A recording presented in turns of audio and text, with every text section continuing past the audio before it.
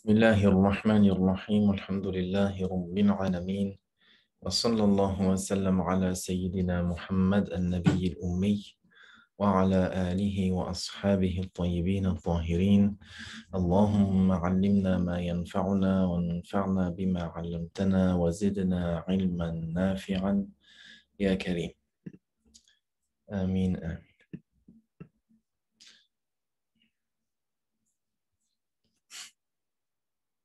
Nous allons aborder, Inch'Allah Ta'ala, le sujet de la prosternation de distraction. Babu sujud sahwi.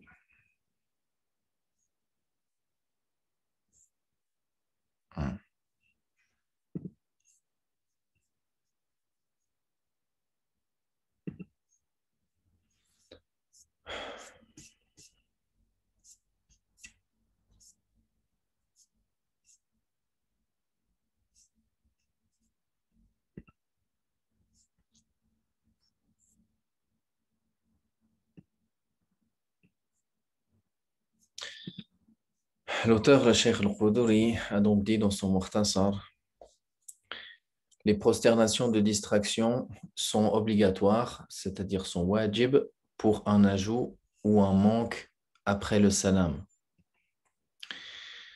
C'est-à-dire que dans ce chapitre-là, les deux prosternations qui sont faites, comme il l'a dit, comme il va être expliqué après le salam, on va l'expliquer comment les prosternations sont faites. Alors ce sujoud de distraction, de sahu, il est accompli dans certaines situations. Et le jugement de ce sujoud chez les Hanafis, c'est qu'il est wajib. Donc il a dit que ce sujoud, ces prosternations de distraction, elles sont obligatoires pour un ajout ou un manque après le salam. Il effectuera 2 prosternations, puis récitera le tashahhud, puis il effectuera les salams. Donc la manière de le faire, c'est que si par exemple, comme il a cité, la personne a ajouté quelque chose par distraction, ou elle a manqué quelque chose par distraction, ici on va préciser bien sûr qu'est-ce qu'elle a ajouté, qu'est-ce qu'elle a manqué. Ce n'est pas chaque chose qu'elle aurait ajouté, ce n'est pas chaque chose qu'elle aurait délaissée, que forcément elle a le jugement d'obligation de faire les 2 prosternations d'oubli ou ce qu'on appelle les 2 prosternations de distraction. Mais si elle a ajouté quelque chose, comme on va le voir dans certains des exemples, par distraction, elle ajoute un recours, par exemple. Elle s'est inclinée, après elle se redresse, et par oubli, elle ajoute un deuxième recours. Alors, dans ce cas-là, par exemple, il y aura les 2 prosternations d'oubli à faire. Ou elle a délaissé quelque chose. Comme par exemple, comme on va l'expliquer, elle a délaissé la première assise pour le tashahhud ou la récitation du premier tashahhud, par exemple, qui sont wajib. Donc, délaisser cela oblige la personne à faire les 2 prosternations d'oubli. Comment la personne le fait? Donc, admettons, elle a, comme on a cité dans l'exemple, elle a ajouté par distraction un pilier. Ou elle a délaissé le premier tashahhud. Elle l'a délaissé par distraction. Elle aura délaissé un wajib. Alors, elle devra faire la prosternation d'oubli, c'est-à-dire qu'à la fin de sa prière, elle va rester assise, elle va réciter le tashahhud, puis elle va passer le salam une fois. Elle va dire assalamu alaikum wa rahmatullah, et elle va se prosterner 2 fois. Puis, elle récite à nouveau le tashahhud. Puis, elle récite à nouveau le tashahhud. Et après, le tashahhud complet, jusqu'avec la salat al-Ibrahimiyya. Et ensuite, elle passe le salam par 2 fois. Donc, il effectuera le salam. Ça, c'est ce qui est parmi les manières qui sont rapportées du point de vue de la récitation du tashahhud, par exemple. Est-ce qu'il récite la première fois le tashahhud complet ou est-ce qu'il se limite à Abduhu wa Rasuluh et il passe le salam une fois et après il fait les deux prosternations? Il y a des paroles à ce sujet-là qui ont été dites, mais dans l'exemple que l'on a cité, on dit que la personne fait le tashahhud comme dans le premier tashahhud, elle s'arrête à wa ashhadu anna Muhammadan abduhu wa rasuluh. Elle fait le salam une fois en tournant la tête à droite, elle se prosterne deux fois. Elle récite maintenant à nouveau le tashahhud entier jusqu'à la salat al-Ibrahimiyya et puis elle termine sa prière en disant deux fois le salam. Elle passe à ce moment-là deux fois le salam. Maintenant, les cas où la prosternation de distraction devra être effectuée. On cite une règle par rapport à ça pour bien comprendre les exemples qui vont suivre. La prosternation de distraction est due, la personne devra la faire lorsqu'on retarde un fard ou que l'on délaisse ou retarde un wajib. C'est une règle que Al-Quduri n'a pas citée en tant que telle ici, mais c'est ce qui est impliqué. Il a bien sûr cité ce qui contient cela. Donc, si la personne retarde un fard ou qu'il a délaissé ou il a retardé un wajib, alors dans ce cas-là, il devra faire la prosternation de distraction.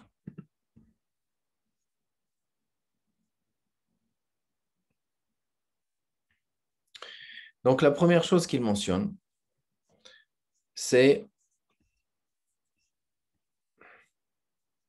lorsqu'il ajoute un acte faisant partie de la prière, alors celle-ci, alors qu'il ne faut pas.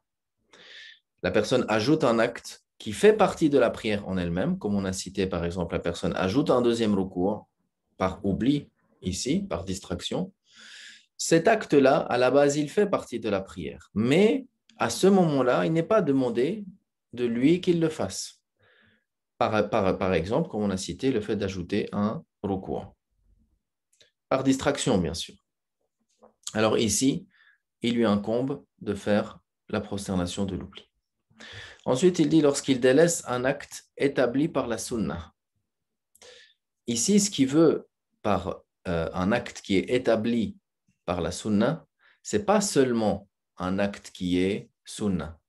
Quand il dit du moment où dans le matan, il mentionne dans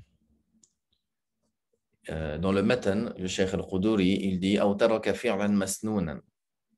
Ici, on a traduit par le fait qu'il délaisse un acte, c'est-à-dire qui est établi par la sunna, pas simplement en soi un acte qui est sunna.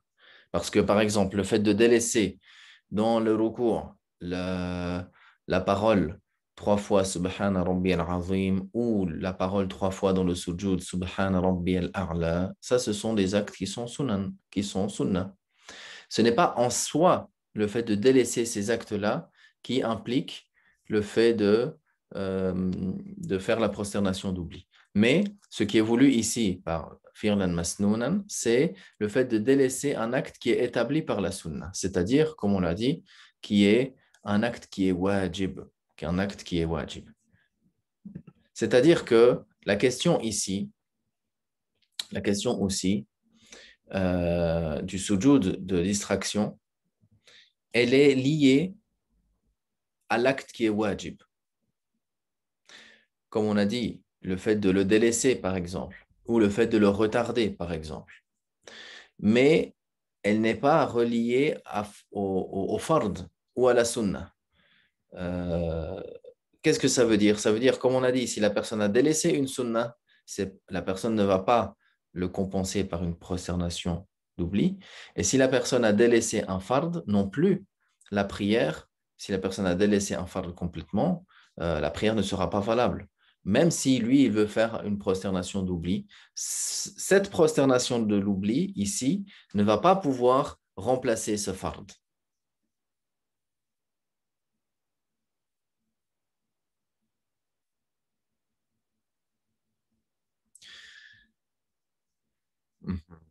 Donc ensuite, il dit encore, Donc, on a dit lorsqu'il délaisse un acte établi par la sunna, c'est-à-dire un acte qui est wajib, ou lorsqu'il délaisse la lecture de la Fatiha.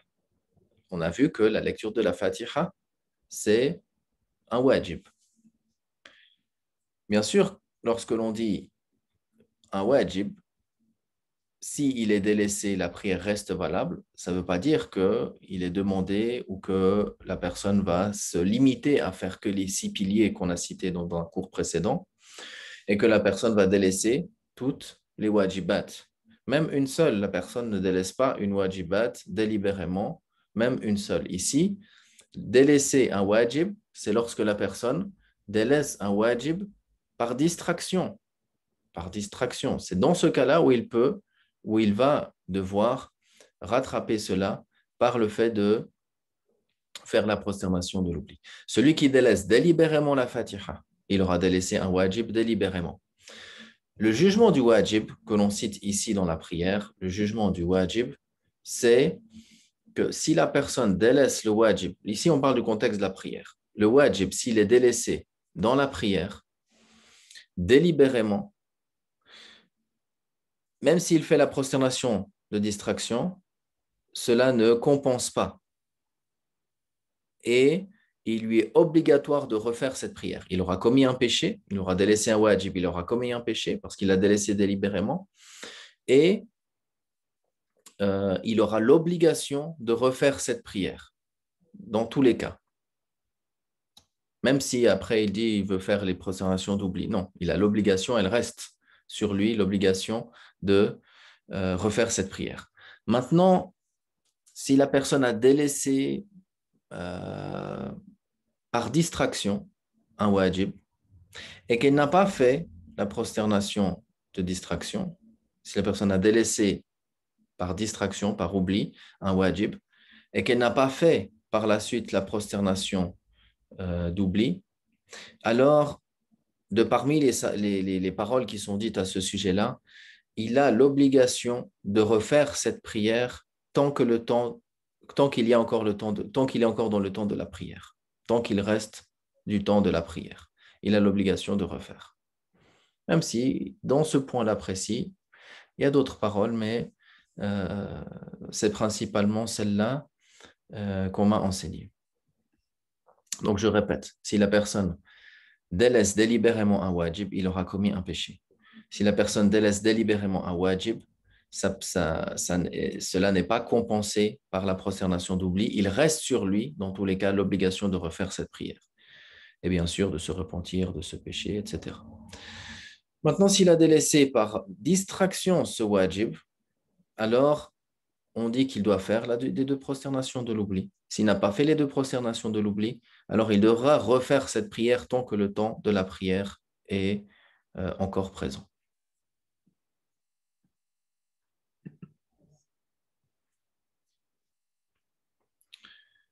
Donc, s'il a délaissé la lecture de la Fatiha, bien sûr, ce qui est voulu ici, c'est par distraction, par oubli.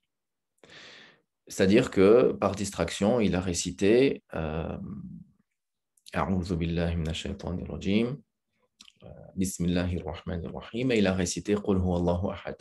Et après, il s'est incliné, et ainsi de suite. Il aura délaissé donc par distraction une wajibat, un wajib, une obligation. Ou le qunut dans le witr, la récitation du qunut dans le witr, comme on l'a mentionné également, aussi c'est wajib.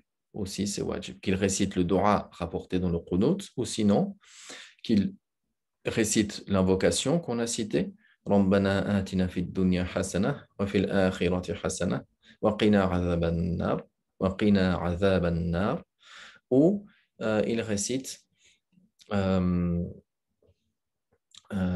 fois Allahu Rabbi.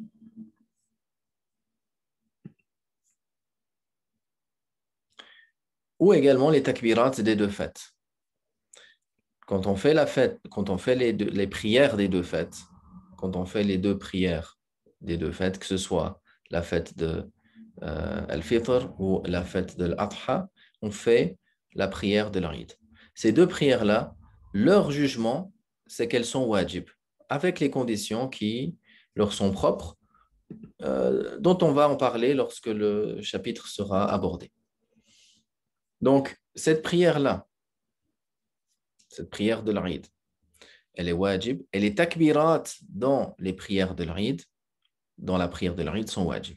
Chez les Hanafi, il s'agit de 3 takbirat dans la première raka'at et 3 takbirat dans la deuxième raka'at, avec les détails qui vont venir, incha'Allah ta'ala, dans ce sujet.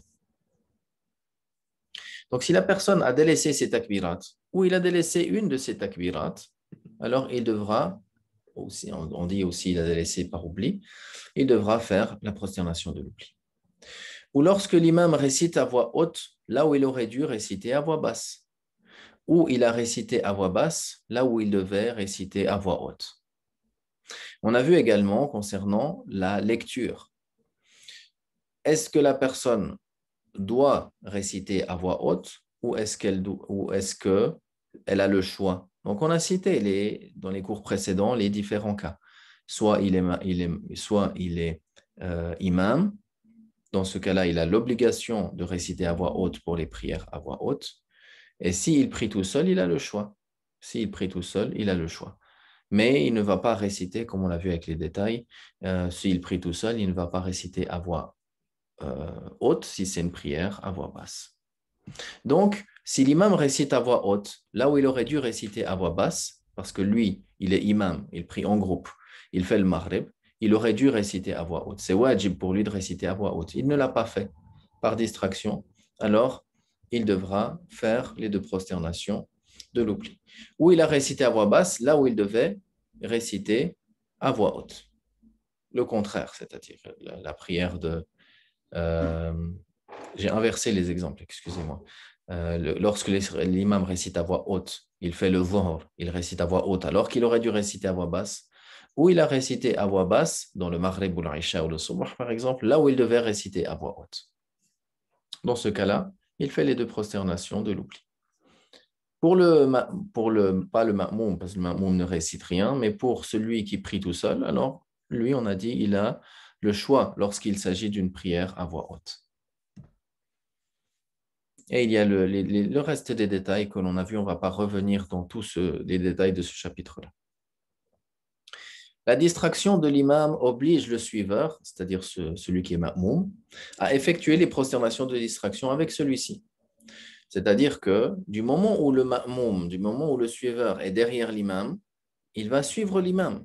Si l'imam, par erreur, il a fait quelque chose ou il a délaissé quelque chose qui implique et qui nécessite, qui lui incombe de faire les 2 prosternations de l'oubli, alors le ma'moum aussi, il fait les 2 prosternations de l'oubli, même si lui-même, il n'a pas délaissé cette chose-là ou il n'a pas ajouté cette chose-là. Si l'imam n'effectue pas la prosternation en question, le suiveur ne l'effectuera pas non plus.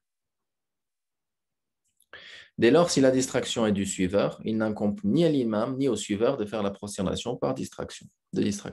Par exemple, le ma'moum, il suit son imam et dans le premier tashahhud, il est distrait et il ne récite rien. Après son imam, il se relève, lui, il se relève. Tout d'un coup, il se rend compte qu'il n'a pas il n'a pas récité le tashahhud. Alors ce ma'moum, il ne va pas faire la prosternation de l'oubli. Ni l'imam non plus, il ne lui incomberait de faire la prosternation d'oubli du fait que son ma'moum a délaissé quelque chose qui, à la base, fait partie des choses qui rendent la prosternation de l'oubli obligatoire.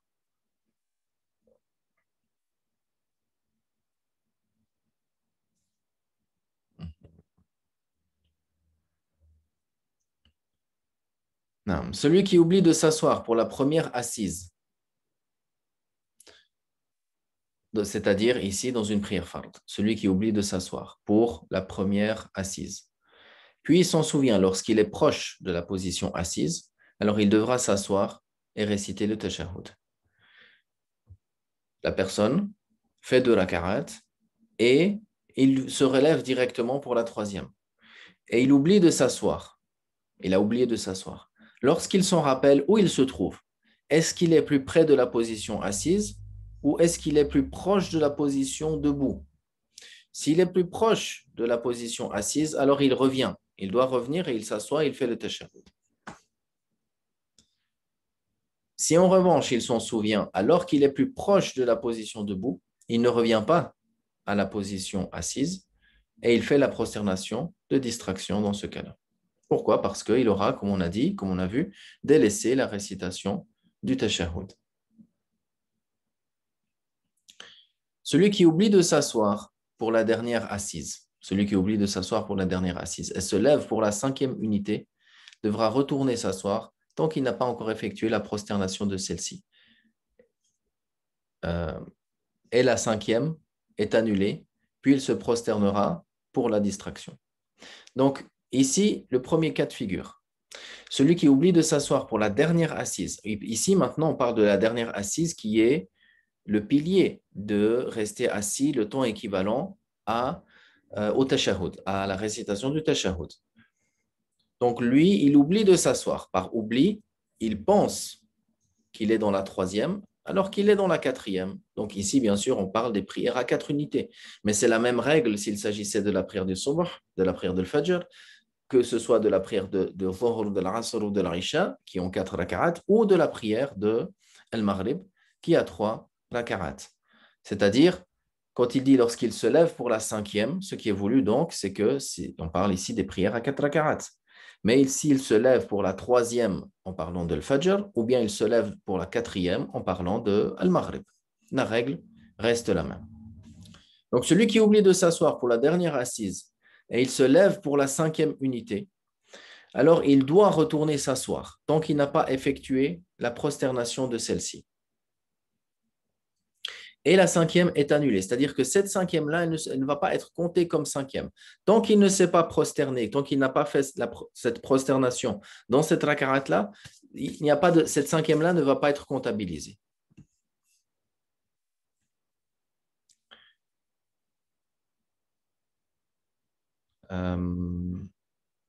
Donc, le premier cas de figure qu'il mentionne ici, où on peut détailler en disant qu'il y a 2 cas de figure. Soit la personne, il est resté le temps assis du tashahhud et il s'est relevé pour la 5e, ou comme ça va venir, ou il s'est relevé par distraction directement sans être resté le temps équivalent au dernier tashahhud, assis le temps équivalent au dernier tashahhud. Donc on reprend la parole. Celui qui oublie de s'asseoir pour la première assise, c'est ça qui est parlé ici. Non, pardon. Celui qui oublie de s'asseoir pour la dernière assise, donc le premier cas de figure, c'est le cas où la personne ne s'est pas assise pour l'équivalent de la dernière assise, l'équivalent du tashahhud. Maintenant, lui, il se lève pour la 5e unité. Il doit revenir à cette position assise, tant qu'il n'a pas effectué la prosternation de celle-ci. Et la 5e, donc, sera annulée, c'est-à-dire elle ne va pas être comptée, et il se prosternera pour la distraction. Si en revanche, il avait validé sa 5e unité en effectuant la prosternation de cette dernière, alors son caractère fard est annulé et elle se transforme en surérogatoire. Il devra ajouter une 6e unité. Donc, dans le premier cas, du moment où il fait la prosternation, alors qu'il ne s'est pas assis, on a dit il a oublié la dernière assise le temps du tashahhud. Il s'est relevé pour la 5e. Alors, si il est revenu avant qu'il se prosterne dans cette 5e, qu'est-ce qu'on a dit? On a dit sa prière, et cette 5e ne compte pas, et il se prosterne pour la distraction. Mais si en revanche, et on ajoute à ça, avant de citer la phrase suivante, et s'il se prosterne, s'il fait la prosternation de cette 5e, sa prière, elle est annulée. Dans ce cas-là, sa prière, elle est annulée. Ça, c'est dans quel cas de figure? C'est le cas de figure où la personne, comme on a dit, ne s'est pas assis dans la dernière assise le temps équivalent du tashahhud. C'est-à-dire, il n'a pas fait le 6e pilier. Il n'a pas fait le 6e pilier de la prière, le 6e fard, c'est-à-dire. Maintenant, si en revanche, il avait validé sa cinquième unité en effectuant la prosternation de cette dernière, alors son caractère fard est annulé et elle se transforme en surérogatoire. Il devra ajouter une sixième unité. C'est-à-dire ici, dans le cas de figure où il s'était assis le temps équivalent au dernier tashahhud, s'il s'était assis le temps équivalent du dernier tashahhud, et qu'il s'était relevé par distraction pour la cinquième, et qu'il a, comme il a dit, il a validé, ça veut dire il s'est prosterné pour cette cinquième, alors ici, ce n'est pas la prière en soi qui est annulée. Ici, ce n'est pas la prière en soi qui est annulée, mais même s'il le cite après, hein, peut-être des fois j'anticipe un petit peu, mais c'est pour essayer de structurer au mieux ou de comprendre au mieux les exemples au fur et à mesure. Si,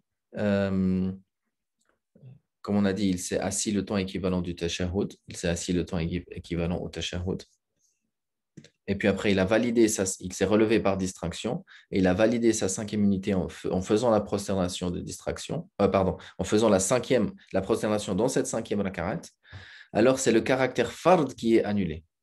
Et il se transforme en surérogatoire. Pourquoi? Parce que lui, il a accompli tous les piliers de la prière.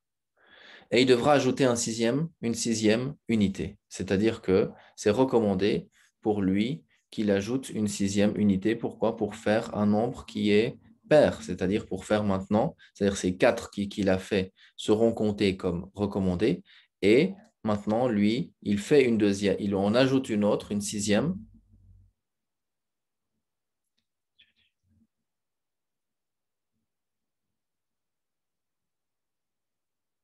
Euh,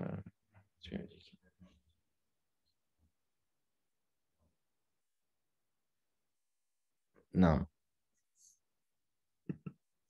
Je vais reprendre la phrase, Inch'Allah. Peut-être j'ai fait un lapsus.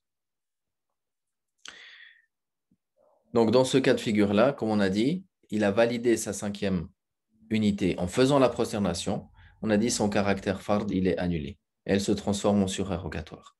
Il devra ajouter alors une sixième unité. Ça, c'est un caractère qui est recommandé.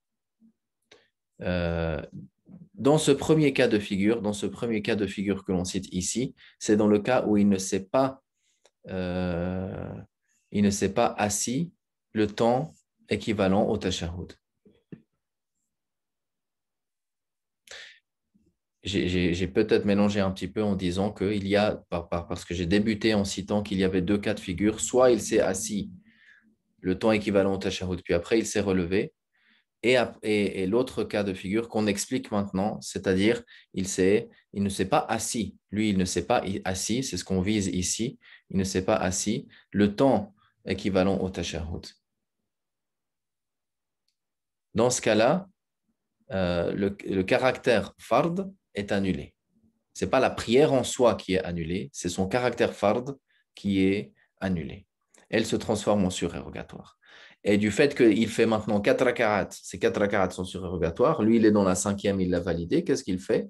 C'est recommandé qu'il se relève, il fait une sixième, pour que maintenant il finisse par deux autres raka'at pair, avec un chiffre pair, deux raka'at, et il termine cette prière. Et après, qu'est-ce qu'il va faire? Il va reprendre, il va recommencer cette prière obligatoire qu'il a annulée, c'est-à-dire le caractère fard qu'il a annulé. C'est ce qui est voulu ici, dans le cas où j'ai mal formulé précédemment. Ensuite, il dit, s'il s'est assis lors de la quatrième unité, le temps équivalent au tashahhud, puis qu'il s'est levé avant de faire le salam, en pensant que c'était sa dernière assise, alors il retournera à la position assise tant qu'il n'a pas validé sa cinquième unité avec une prosternation. Puis il effectuera les salams et se prosternera pour la distraction. Donc maintenant, c'est le deuxième cas de figure. C'est dans le cas de figure où on revient à dire maintenant il s'est assis le temps de faire le tashahhud, le temps équivalent à la récitation du tashahhud, mais il n'a pas fait le salam. Pourquoi? Parce que par distraction, il s'est relevé pour la cinquième, en pensant que c'était sa première assise. Des fois, la personne il est en train de faire le dernier tashahhud, mais il pense que c'est le premier. Alors, qu'est-ce qu'il fait? Il retournera à la position assise. Il revient immédiatement, dès qu'il s'en rappelle, tant qu'il n'a pas validé cette cinquième-là avec la prosternation. Puis, il effectuera les salams et se prosternera pour la distraction. Ça, c'est dans le cas où il a fait la dernière assise, le temps équivalent du tashahhud, puis, par oubli, il s'est relevé. Donc, il a fait son sixième pilier ici, mais maintenant, par distraction, il s'est relevé. Alors, lui, qu'est-ce qu'il aura fait? Il aura retardé le salam. Il aura retardé le salam, il aura ajouté quelque chose. Il aura ajouté quelque chose, et maintenant, qu'est-ce qu'il faut faire? Il revient à la position assise et il passe le salam, et cela tant que, et avec la prosternation de distraction, et cela tant qu'il n'a pas encore validé cette cinquième unité. Ça, c'est le premier cas de figure, dans le cas où il a récité, il est resté assis le temps équivalent du tashahhud. Maintenant, dans le cas contraire, c'est-à-dire dans le cas où il a validé sa cinquième unité par la prosternation, il ajoutera une sixième unité à celle-ci et sa prière sera valide. Les deux dernières unités seront comptées comme surrogatoires et il devra effectuer les deux prosternations de distraction. Donc, ce dernier point, il est resté le temps assis équivalent au tashahhud, puis il s'est relevé par distraction. Soit il est allé jusqu'à faire la prosternation, il a validé cette raka'at par la prosternation, ou alors il s'est rappelé avant, il s'est assis et il a fait le salam. Donc, si il n'a pas validé sa raka'a par la prosternation, il est revenu, il a fait le salam, il fait le salam et il se prosterne par distraction. Maintenant, s'il a validé sa cinquième unité par la prosternation, alors lui, il ajoutera une sixième unité, comme dans le premier cas qu'on a cité. Il ajoute une sixième unité, mais ici, la différence, c'est quoi? C'est que sa prière, elle est valide, c'est-à-dire le caractère fard n'est pas annulé ici. Pourquoi il n'est pas annulé? Comme il dit l'auteur Al-Quduri, rahimahullah, les deux unités, les deux dernières unités seront comptées comme surérogatoires et il devra effectuer les prosternations de distraction. Mais son fard est valide. Pourquoi? Parce que lui, il a fait tous les piliers. Il a fait tous les piliers. Mais maintenant, par distraction, il a ajouté quelque chose, il a retardé le salam et ainsi de suite. Jusqu'à ce qu'il fasse même la prosternation. Mais du moment où il a fait les piliers, du moment où il a fait ses piliers, alors sa prière, elle est valable. Et c'est les deux dernières unités dans ce cas de figure-là qui seront comptées comme surérogatoires. Et il fera aussi les deux prosternations de distraction.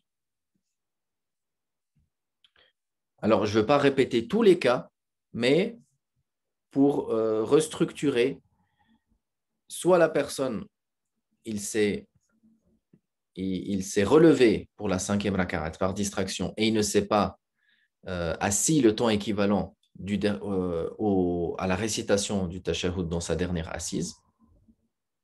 Et on a vu avec le détail, soit il a validé sa cinquième rakarat avec le sujoud.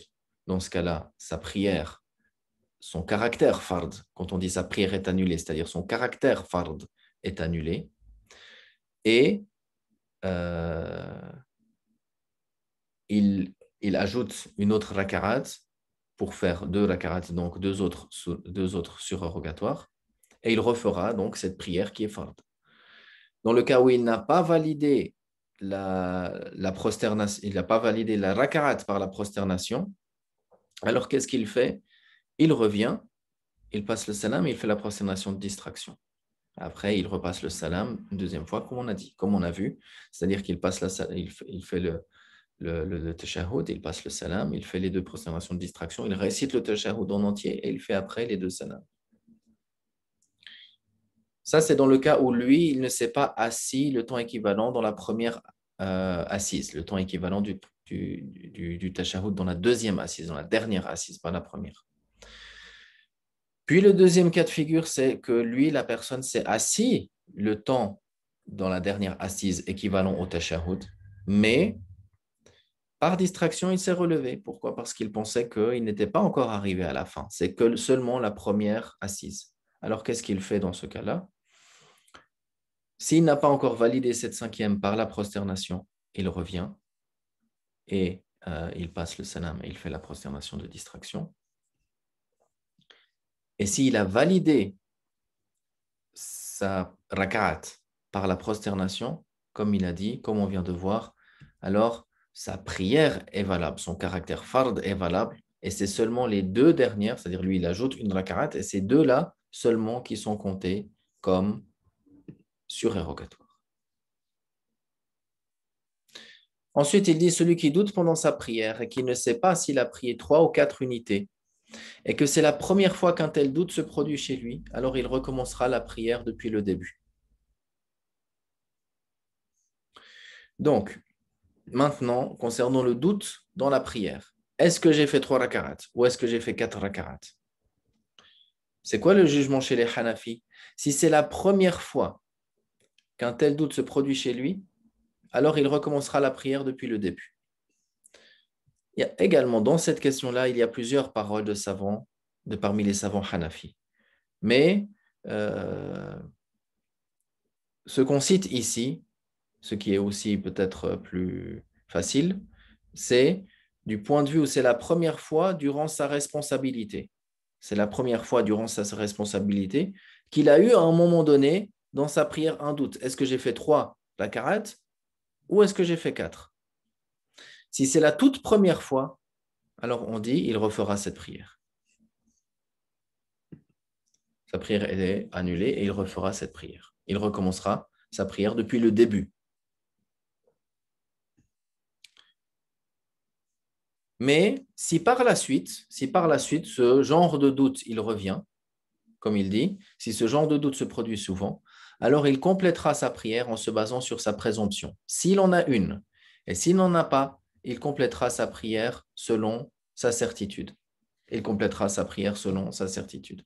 Là aussi, les savants, ils ont parlé. On va essayer de donner les informations, surtout les plus importantes dans ce cadre-là. Donc, la toute première fois que cela s'est produit, on dit sa prière est annulée, il refait cette prière. Mais si ce genre de doute, il se produit souvent, il revient, ça lui revient. Est-ce que j'ai fait 2 ou est-ce que j'ai fait 3? Est-ce que j'ai fait 3 ou est-ce que j'ai fait 4? Alors, s'il a une présomption, alors il se base sur sa présomption. J'ai un doute. Est-ce que j'ai fait 3 ou est-ce que j'ai fait 4? Ma présomption, c'est-à-dire je penche plus que j'ai fait 3. Mais j'ai un doute. Est-ce que c'est quand même pas la quatrième déjà? Mais je penche plus, j'ai une forte présomption. Ma présomption, elle est davantage sur 3. Alors, je compte comme étant 3. Et si c'est 4, alors également, je me base sur 4. Je me base sur 4 et je complète là-dessus. C'est-à-dire, je me base sur ces 4-là. Et s'il n'en a pas, c'est-à-dire, il a vraiment le doute, comme on dit à 50-50, il a vraiment le doute, c'est-à-dire qu'il ne penche pas davantage vers le fait qu'il ait fait 3 ou vers le fait qu'il ait fait 4, alors il complétera sa prière selon sa certitude. Selon sa certitude. La certitude, c'est quoi? C'est qu'il a fait 3. Il a fait 3. Est-ce que j'ai fait 3 ou 4? C'est sûr, j'ai fait 3, mais je doute sur la quatrième. On ajoute ici un point important, c'est que la personne, à partir de ce moment-là, par exemple, je doute, est-ce que j'ai fait 3 ou est-ce que j'ai fait 4? Ou ma forte présomption, elle est sur le 3. D'accord? Donc, dans ces deux cas, si je doute, est-ce que j'ai fait 3 ou est-ce que j'ai fait 4, je reviens à la certitude. C'est sûr que j'ai fait 3. Alors, je me base sur 3. Ou bien, j'ai un petit doute que c'est la quatrième, mais je penche plus, ma présomption, elle est sur le fait que j'ai fait 3. Alors, je me base sur 3. La même chose si c'est 1 ou 2. La même chose si c'est est-ce que c'est la première ou la deuxième. La même chose si c'est est-ce que c'est la deuxième ou la troisième. Mais ici, il faut ajouter quelque chose d'important. N'est-ce pas qu'on a dit que le dernier pilier, on a dit que le dernier pilier, c'est rester assis le temps équivalent au tashahhud. Donc, si maintenant je me dis, je penche plus sur 3, alors qu'est-ce que je dois faire? N'est-ce pas qu'il y a la possibilité que c'est la quatrième et que du coup, c'est la dernière assise? Alors, dans ce cas-là, je dois rester assis le temps équivalent au tashahhud, puis me relever pour faire maintenant la quatrième, puis à la fin, je, euh, euh, je fais la quatrième, et puis à la fin, je complète ma prière. D'accord? La même chose si j'ai douté, est-ce que j'ai fait 2 ou 3? Alors, après chaque rakarat, si c'est une prière de 4 raka'at, à chaque rakarat, il va rester assis le temps équivalent au tashahhud parce qu'il est possible que cette rakarat-là, ce soit réellement la deuxième et il est obligatoire de rester assis le temps du tashahhud et de réciter le tashahhud. Et si en réalité c'était la troisième et qu'après il se relève et qu'après il se rassoit à nouveau, et c'est possible que maintenant cette position, moi je compte 3 maintenant, mais c'est possible que cette rakarat-là c'était la quatrième. Et si c'était la quatrième, il faut que je reste assis pour faire le pilier le temps équivalent au tashahhud, n'est-ce pas? Donc là aussi, je reste après cette troisième assis le temps équivalent au tashahhud, en récitant le tashahhud, puis je me relève pour faire après, maintenant, cette dernière rakarat. Ça, c'est un point qui n'est pas cité ici, mais qu'il est important de mentionner, et c'est en général ce que les commentateurs de Al-Quduri mentionnent dans leur livre, c'est-à-dire comment la personne elle réagit dans ce cas de figure, c'est-à-dire le fait qu'elle considère le minimum, par exemple, par sa présomption ou parce qu'elle n'a pas de présomption, donc elle se base sur ce sur quoi elle est sûre, donc 3. Il y a le fait, et on ajoute à cela, le fait que la personne reste assise le temps équivalent du tashahhud en récitant le tashahhud, parce que chaque fois, il y a la possibilité qu'il soit dans une position où il lui est obligatoire de rester assis et de réciter le tashahhud, soit parce que cette probabilité, c'est que c'est le premier tashahhud, ou qu'après, à chaque fois, il y a une possibilité que la personne soit réellement dans la dernière assise dont il est obligatoire, dont il est fard de rester assis le temps équivalent au tashahhud. Wallahu subhanahu wa ta'ala a'lam wa ahkam. Barakallahu fikum wa ahsanallahu ilaykum. وصلى الله وسلم على سيدنا محمد وعلى آله وأصحابه الطيبين الطاهرين